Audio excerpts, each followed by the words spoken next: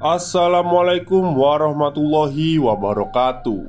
Halo semuanya, jumpa lagi dengan saya Chow Sing Sing, kurator dari podcast horor Night Story. Halo, apa kabar semuanya? Semoga kalian semua sehat-sehat ya. Dan seperti biasanya, pada malam hari ini saya kembali dan akan menceritakan sebuah kisah mistis untuk kalian semua. Kisah mistis kali ini datang lagi dari Mas Danton yang mengirimkan sebuah cerita tentang pengalamannya saat makan di rumah makan. Dan bagi kalian yang suka dengan musik ajeb-ajeb ya, maksudnya suka dengan musik diskotik gitu, silahkan follow atau subscribe channelnya Mas Danton. Jadi tulis saja Danton AXL. Nanti keluar channelnya. Saya sudah subscribe tadi. Dan musiknya juga lumayan oke lah ya, buat nemenin saya ngopi. Oke, daripada kita berlama-lama, mari kita simak ceritanya. Selamat malam Mr. Chow Sing Sing. Kita bertemu lagi dalam sebuah tulisan. Dan sebelumnya terima kasih banyak atas doanya para subscriber. Karena pada akhirnya saya telah menyelesaikan kuliah saya. Tadinya saya akan menceritakan kelanjutan tentang kisah horor yang saya alami di kampus ini. Tapi setelah dipikir-pikir, sebaiknya saya ceritakan lain waktu saja. Dan saya akan menceritakan cerita yang lain dulu. Sebuah pengalaman horor di sebuah rumah makan yang cukup terkenal di kota Bandung dan sudah memiliki banyak cabang di mana-mana. Cerita ini berlatar belakang pada tahun 2012, di mana pada saat itu saya baru saja keluar kerja dari sebuah toko batik di Pasar Baru Bandung. Karena pada saat saya bekerja di Pasar Baru Bandung, saya sudah ikut member fitness di salah satu tempat fitness di daerah Kiara Condong. Hal itu membuat saya punya banyak kenalan di tempat fitness tersebut. Bahkan saya sudah akrab dengan pemilik tempat fitness tersebut, yang pada akhirnya saya ditawari untuk bekerja di sana. Di tempat fitness yang saya bekerja ini berlokasi di sebuah kompleks ruko berlantai 3, di mana lantai satunya adalah warnet, lantai 2 adalah tempat fitness, dan lantai 3 adalah tempat saya tidur. Di sana saya mengelola warnet dan tempat fitness sekaligus. Ada satu karyawan lagi yang biasanya menggantikan shift kerja saya. Namun, dia nggak tinggal di ruko itu. Gajinya sih nggak seberapa, tapi mengingat kalau saya bekerja di sana, saya nggak perlu bayar uang kos, uang tidur, bisa fitness gratis, dan bisa menikmati internet gratis. Karena lantai satunya itu adalah warnet. Jadi saya langsung menerima saja tawaran untuk bekerja di sana. Dan selama bekerja di sana, saya juga mendapatkan teman-teman baru. Dari mulai para pelanggan yang suka datang ke warnet sampai para member fitness di sana. Di sana pula saya berteman dengan seseorang yang bernama Yudi dan teman-temannya yang merupakan member dari tempat fitness di lantai 2. Selain saya dan mereka sering nge-gym bareng, liburan bareng, kami semua juga suka berwisata kuliner bareng di kota Bandung setiap malamnya. Hampir semua tempat makan dan kafe yang lagi ngehits di Bandung selalu kami datangi. Kalau saya sih ikut-ikutan aja, karena dibayarin sama Yudi saat itu. Pada suatu hari, Yudi menceritakan tentang pengalamannya makan di sebuah rumah makan. Dia menceritakan pengalamannya makan di sana dengan sangat bersemangat. Sampai-sampai kesan yang timbul kalau sudah makan di sana itu rasanya bangga banget. Dan teman-temannya pun mengiyakan hal tersebut. Saya jadi penasaran, emang seenak apa sih makanannya? Sampai teman saya ini setiap kali makan kok rasanya bangga banget. Atau minimal sekeren apa sih tempatnya? Suatu hari, Yudi dan teman-temannya mengajak saya makan di sana. Malam itu setelah kami selesai nge-gym dan menutup tempat ruko tempat kerja saya langsung berangkat memakai mobil Avanza punya Yudi. Kami berangkat jam 9 malam. Dan benar saja, setelah sampai di depan rumah makan tersebut, rumah makan itu ramai banget.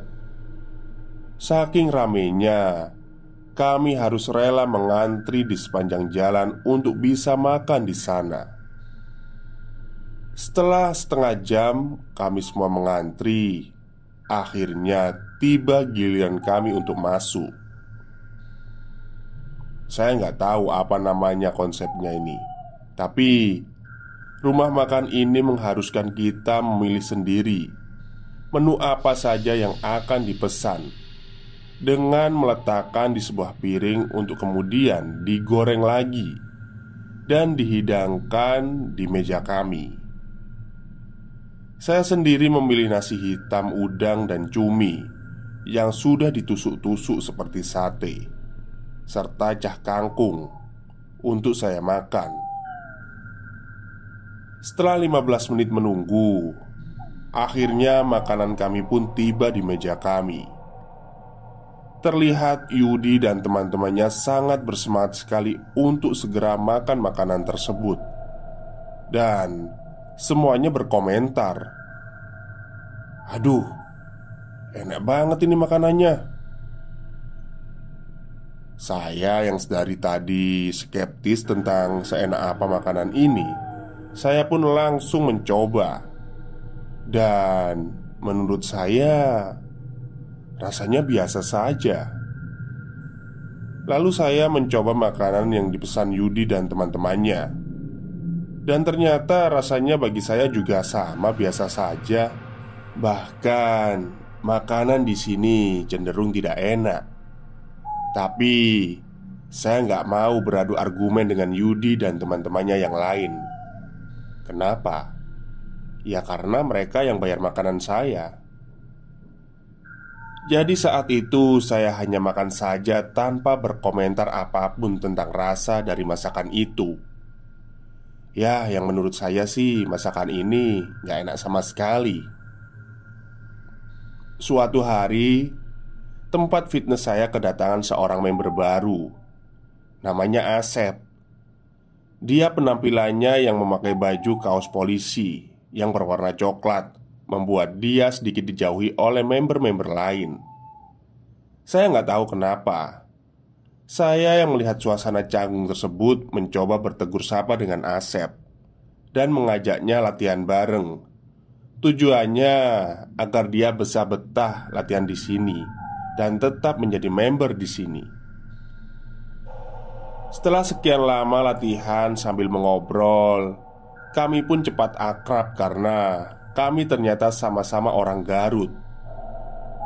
Dan di luar dugaan, Asep yang selama ini saya kira adalah seorang security yang iseng memakai kaos polisi, ternyata dia adalah seorang tentara. Ya, tepatnya seorang polisi militer. Hal itu baru saya ketahui ketika saya berkunjung ke kosannya Asep dan melihat di mesin cuci ada seragam PDL loreng dan seragam safari yang tergantung di jemuran. Saat saya konfirmasi pada Asep, dia hanya menjawab, "Shh, jangan bilang-bilang sama yang lain. Cukup kamu aja yang tahu." Wah, sungguh orang yang sangat low profile. Kalau orang lain mungkin sudah petantang petenteng ya dengan seragam ini. Itu yang membuat saya nyaman berteman dengan Asep. Karena Asep dan saya sudah berteman akrab, akhirnya Yudi dan teman-temannya pun bisa akrab juga dengan Asep. Pada suatu hari, Yudi dan teman-temannya mengajak saya untuk makan di rumah makan itu lagi. Sempat saya dongkol di dalam hati dan berkata, "Aduh, ngapain sih makan di rumah makan gak enak itu lagi?" Tapi ya karena saya menghargai teman, saya mengiyakan ajakan tersebut. Tapi saya nggak mau menderita sendirian gara-gara harus makan makanan yang gak enak itu.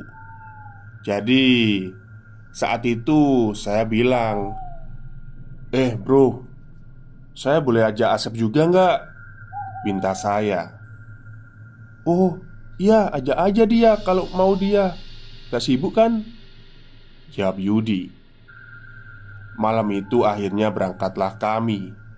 Seperti biasa, Yudi dan teman-temannya berangkat dengan mobil Avanza-nya Yudi, dan saya sendiri berangkat dengan dibonceng motornya Asep. Malam itu masih seperti biasanya. Rumah makan itu terlihat ramai sekali, dengan antrian pengunjung yang mengular sampai di pinggir jalan. Saya sempat melihat wajah Asep saat itu yang nampak pucat begitu duduk di kursi rumah makan tersebut. "Sep, mau makan sama apa?" tanya saya pada Asep. Dan dia pun menjawab, "Ah enggak, saya enggak makan aja. Aduh, kebetulan masih kenyang ini." Saya sempat heran dengan jawaban Asep, karena pas saya ajak tadi dia bilang, "Wah, kebetulan kalau saya juga belum makan." Meski Asep bilang gak mau makan, saya tetap mengambilkan jatah untuk Asep. Yudi bilang, "Ambilin aja bro, nanti juga dimakan kok."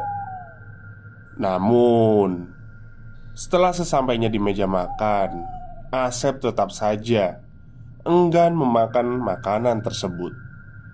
Bahkan minum pun dia nggak mau. Asep tetap beralasan kalau dia masih kenyang saat itu. Sedangkan saya yang sedari kemarin tidak menyukai makanan di sana, saya tetap pesan, tapi di porsi sedikit. Saya tetap makan untuk menghargai teman saya Yudi saat itu. Semua sudah selesai makan, dan sampailah kita mau pulang. Asep pun tetap enggan menyentuh makanan tersebut. Dalam perjalanan pulang, ketika saya dibonceng Asep, saya bertanya, Bro, kenapa tadi gak mau makan sama sekali? Saya aja yang gak suka sama makanannya di sana terpaksa makan. Kan kamu bisa menghargai teman-teman yang lain di sana." Saat itu Asep cuma menjawab dengan singkat begini, "Nantilah, kalau diajak makan di sana lagi, saya kasih tahu semuanya." Singkat cerita, setelah 2 minggu berlalu, Yudi mengajak saya makan lagi di rumah makan itu.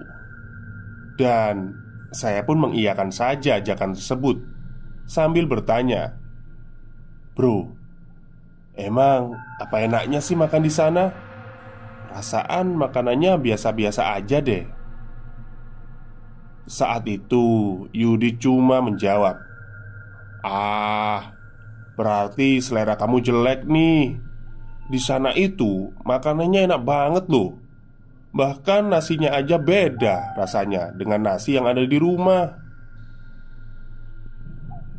Seperti biasa, pada malam harinya kita semua berangkat untuk makan di rumah makan itu. Kita semua makan, tapi Asep menyuruh saya untuk tidak makan dahulu saat itu. Dan ketika teman-teman saya yang lain masih makan, Asep menyuruh semuanya untuk berhenti sejenak, lalu menyuruh Yudi dan teman-temannya untuk membaca doa. Asep bilang begini, "Stop dulu makanannya. Kalian pasti heran kan? Kenapa saya nggak mau makan di sini? Mau saya kasih tahu alasannya?" Setelah semua menjawab iya, lalu Asep melanjutkan perkataannya. "Sekarang kalian coba baca makan dulu. Lalu kemudian silahkan lanjutkan kembali makannya. Terus kasih tahu sama saya apa yang kalian rasakan." Yudi dan teman-temannya berdoa, lalu kemudian melanjutkan makannya kembali. Dan baru saja di suapan pertama, mereka semua langsung memuntahkannya lagi.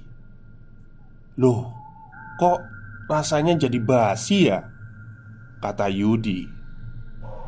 "Iya, kok rasanya jadi nggak karuan gini?" sahut teman Yudi yang lain.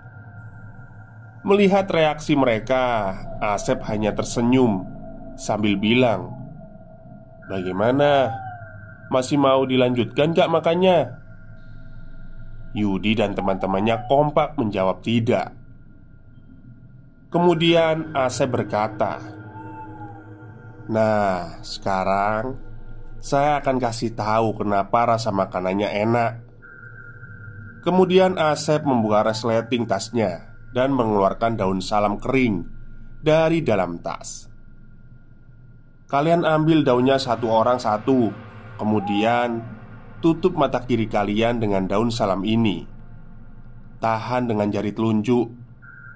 Tapi ingat, apapun yang kalian lihat nanti, jangan coba-coba lari dari sini. Cukup diem aja dan pura-pura nggak tahu." Setelah semua termasuk saya sudah melakukannya, alangkah terkejutnya kami semua melihat banyak sekali makhluk aneh yang sedang hilir mudik di sana. Mereka meludahi setiap makanan pelanggan yang ada di meja setiap tamu. Ada yang berbadan wanita telanjang, tapi berkepala monyet. Ada yang menyerupai monyet tapi bulunya lebat sekali, serta mulutnya menganga. Ada juga yang seperti manusia, tapi badannya nggak utuh, seperti bekas terlindas truk. Nggak cuma sampai di situ saja, bahkan kami juga melihat pocong di setiap sudut ruangan. Dan salah satu pocong itu ternyata sedang meludahi makanan kami di meja. Melihat itu kami refleks kaget dan langsung berdiri. Tapi Asep langsung menyuruh kami semua untuk duduk kembali dan melepas daun salam kering yang menutup mata kiri kami. Setelah daunnya dilepas, semua sosok aneh itu mendadak hilang. Kemudian Asep menyuruh kami semua untuk meremas daun salam itu dan membuangnya ke makanan di piring. Setelah Yudi dan teman-temannya melakukannya, mereka semua langsung berlari keluar rumah makan. Melihat itu semua, Asep hanya tersenyum sambil bilang ke saya, "Tenang aja, mereka paling juga mau muntah di luar." Asep kemudian membayar makanannya dan kemudian bersama saya pergi menyusul keluar. Dan benar saja, ternyata Yudi dan teman-temannya sedang muntah di tempat parkir mobil. Malam itu kita nggak langsung pulang, tapi lanjut ngopi terlebih dahulu sambil makan perkedel Bondon yang berlokasi dekat dengan stasiun kereta api Bandung. Di sana, Asep menceritakan kalau pemilik rumah makan tersebut menggunakan penglaris. Dan biasanya penglaris model tersebut mengharuskan salah satu dari anaknya untuk dilahirkan cacat ketika dilahirkan. Dan dia juga bilang, dimanapun kita makan, sebaiknya kita berdoa terlebih dahulu. Selain sebagai bentuk tanda syukur kepada Tuhan, juga agar kita selalu mendapatkan perlindungannya. Sekian cerita pengalaman horor saya yang saya dapatkan pada malam hari ini. Lain waktu, saya akan ceritakan cerita saya yang lainnya. Bagi yang percaya silahkan, dan bagi yang tidak percaya ya Anda bisa menganggap cerita saya ini sebagai dongeng sebelum tidur. Cerita ini saya tulis spesial atas permintaan salah satu subscriber Mr. Chow Sing Sing yang bernama Teteh Eka Yuda. Oh, ya ya ya. Sekedar informasi, berhubung ada wifi tetangga yang nganggur dan gak pakai password, jadi akhir-akhir ini saya iseng membuat akun YouTube saya sendiri. Jadi buat teman-teman yang bosan dengan lagu-lagu mellow dan galau, silahkan mampir ke channel YouTube saya yang bernama Danton AXL. Di sana saya mengupload semua lagu-lagu koleksi saya. Dan di channel podcast Horror Next Story ini, saya akan menceritakan semua pengalaman horor saya. Selamat malam. Oke, terima kasih kepada Mas Danton yang kembali mengirimkan cerita mistisnya pada channel podcast Horror Next Story. Jadi Mas Danton ini temenannya sama Teh Eka, atau ada hubungan spesial, saya nggak tahu. Dan bagi teman-teman yang mau mendengarkan lagu ajeb-ajeb, silakan kunjungi channelnya Mas Danton di Danton AXL. Tulis saja, saya udah ketemu kok, udah subscribe juga. Baik, itu saja mungkin yang bisa saya ceritakan pada malam hari ini. Semoga kalian semua terhibur. Selamat malam dan selamat beristirahat.